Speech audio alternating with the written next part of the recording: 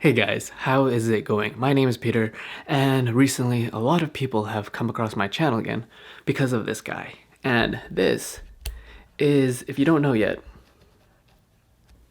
is the Rode Videomicro. And I'm going to give you my honest opinions on it, whether I still use it or not, do I actually recommend it, and on top of that, I'm going to give you a little bit of a audio sample test and my honest opinions on this product, and stay tuned if you want to hear it. So if you don't want to watch all the way to the end of the video and hear my thoughts on it, short, simple answer is no, I do not use this guy anymore. And it simply just collects dust on my shelf. And truth be told is what I like about it initially was that it was on the run kind of go microphone. Besides this kind of large dead cat that they give you, which I feel like it isn't even like the proper size because you have to screw it on pretty tightly, and I don't know, I think it's just some generic dead cat, but the overall, which I always have on it, but the overall mic itself is actually pretty compact and tiny, as you can tell right here. It has this kind of untangleable, I don't know if that's even a word, but these types of wiring, which I like. It's removable, which means you can use this for something else. It's a male-to-male 3.5mm jack, audio to audio. The actual mic is actually really small. As you can see here, it has the rye coat type of shock absorption. So let's say this flicks in the wind, it won't cause that rustling sound. You have your standard hot shoe mount here. And the cool thing, if you don't know about this, is that from my experience, all Rode shotgun mics with a hot shoe mount, they also have this adapter here. And if you ever wondered what that adapter hole on the bottom isn't for your tripod, but it's actually if you get an eighth of an inch quarter screw, you can put it onto a boom stand, and that's how this can be used as a boom stand. Fun fact, right? And another reason why I got it was it's compact, but it also did not require batteries. And it essentially uses your camera's internal battery to power this guy. So I guess one of the reasons that I stopped using it is that I essentially bought this for a vlogging setup. And I realized that I vlog with my Sony RX100, which is actually right here. And this doesn't have an external audio recording, and I realized the sound of this is just as good if I put this guy on my Nikon D5200. And the things I don't like is that there's no gain plus or minus 20, any type of decibel adjusting, as well as high pass or low pass filters. And as you can hear, that I'm currently using is the Rode Video Pro, the VMP, which I highly recommend because it has a high and low pass filter, as well as a plus or negative decibel rating, which I currently use. And if you get the newer VideoMic Pro Plus, which is even higher quality, which retails around $400, I think, $350 to $400 USD.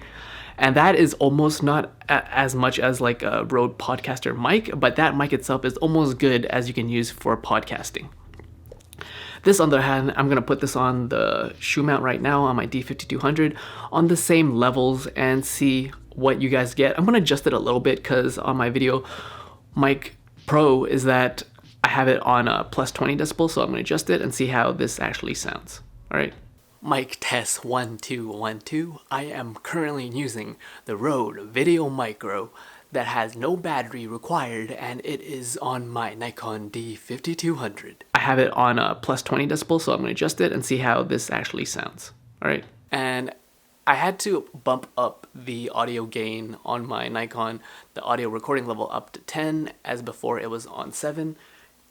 As I was currently using this guy. This is the actual mic that I recommend because, one, it has more of a longer barrel and just overall bigger quality in terms of like better quality in terms of like picking up noise as well.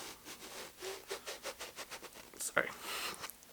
as well as its own, you have your plus and minus decibel gain here controls, as well as you have your on, as well as your high pass filters, right? Which I really like. It has, I feel like, a more of a higher quality Rycote lining to this.